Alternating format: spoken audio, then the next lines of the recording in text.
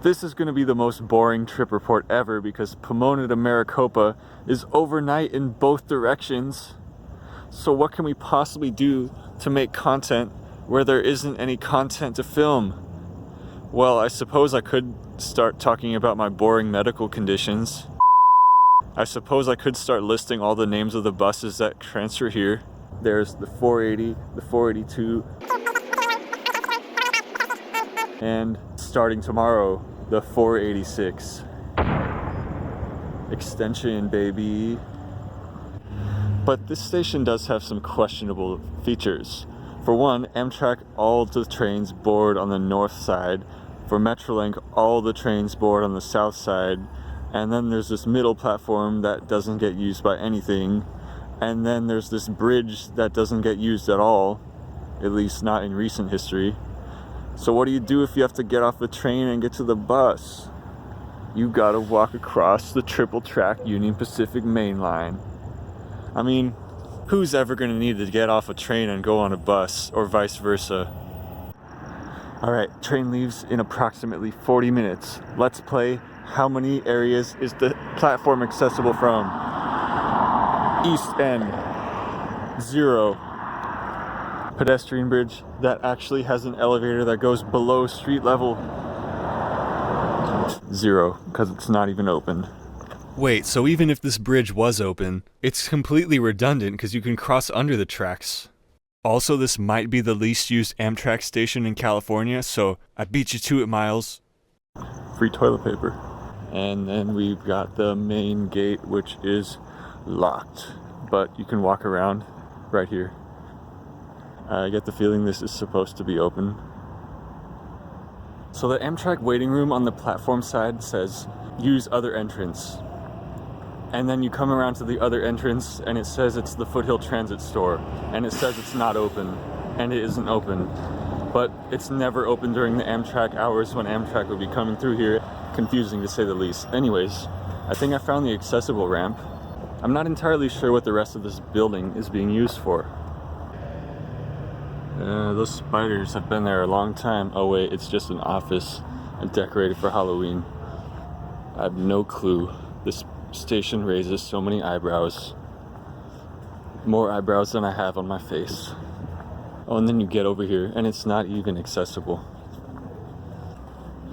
See, we just legitimately entered that gate. Then you just come around here and it's like the only way to actually get on the platform accessibly is to walk across the yellow tactile strip, the one you're supposed to stand behind, you know? That right there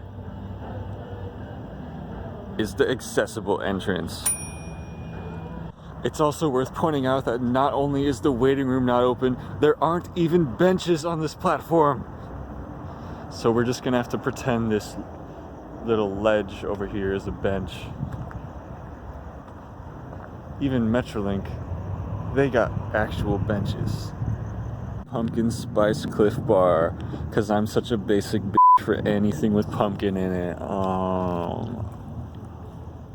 So fun fact for you Harry Potter nerds is that the city of Pomona was named after the goddess of fruit. And herbology teacher Professor Sprout, her first name is Pomona for the same reason. So it's like 15 minutes to departure time and this gate is still not open. People are confused. They think you're supposed to board over there because of the freaking sign says Amtrak on that side, yet there's a sign over here that says all Amtrak trains board from this platform. And then on top of that, the pedestrian bridge is not open. So yeah, you can see why this station gets not good reviews. I will give it a 3 grapefruits out of 10.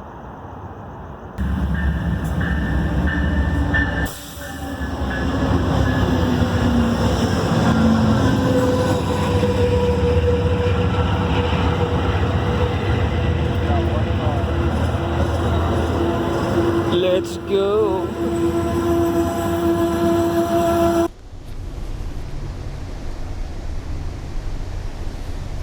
I think this camera doesn't do the darkness justice. Not much better. Ooh, claustrophobic bathroom review. Oh no. Now that I'm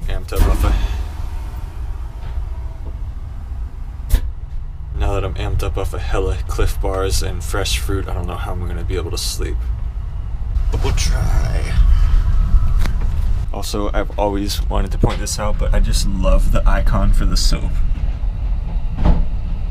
It's just so cute. It's so whimsical. It's just a bunch of circles that represent bubbles. Bubbly, bubbly soap. Oh, but it's foam. Ah, well. So earlier this year, I was diagnosed with sleep apnea, which is a condition where you have difficulty breathing while you're asleep. Without going into too much detail, they gave me this machine that looks like a video game console, except it has a hose that hooks up to your face to force air into your lungs. I don't know how severe my case is, since I hardly notice any difference with and without the machine, but I thought I'd bring it on board just to see what it was like using it on a train. And it wasn't that difficult. I just bungee corded it to the tray table, and my seatmate was accommodating with me plugging it in. Though it would have been better if I had the window seat, and I probably could have asked to get reassigned, but it wasn't that big of a deal.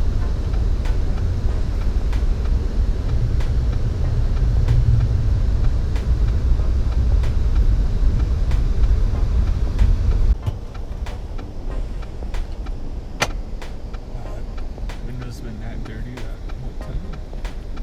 Yes, we're back in the introvert zone, but this one is a changing room, so it's not quite so claustrophobic. And I figured it's a good time to change into something more comfortable. My sweatpants.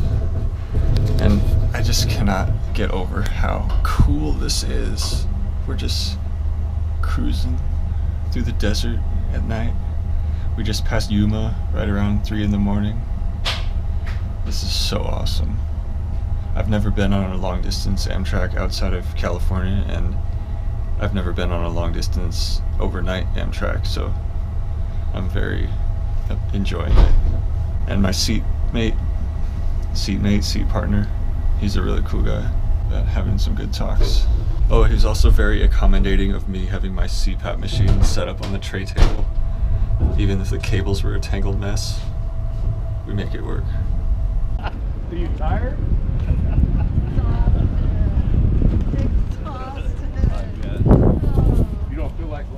Since the Sunset Limited no longer goes to Phoenix area, we have to take a connecting shuttle from Maricopa, which is 40 miles to the south. Now to catch the van that costs more than the train itself. Sunrise shots. Everyone loves them. Today the van was booked with 8 passengers, the rest of which were getting off at Phoenix Airport, so I had the whole thing to myself from there to Tempe.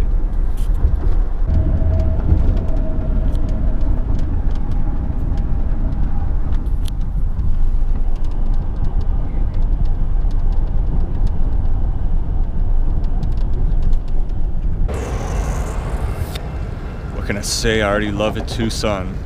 Did I just say Tucson again? I meant Tempe. So I've been informed that to catch the bus again, you wait right here. Because they used to pick up over at that station which is being demolished or renovated. So now, right here. Wow. I am amazed by the beauty here. Yes, because apparently this is a transit channel now. I can't help but point out that this area looks extremely transit-orientedly developed. Me likey.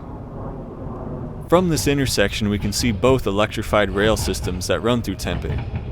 The purple one is the light rail which goes through Phoenix, and this green blocky looking one is the new Tempe streetcar, which is actually a battery electric vehicle, seen in action here. We'll be riding this one in part 2. Bro, you're a train, why are you waiting in traffic?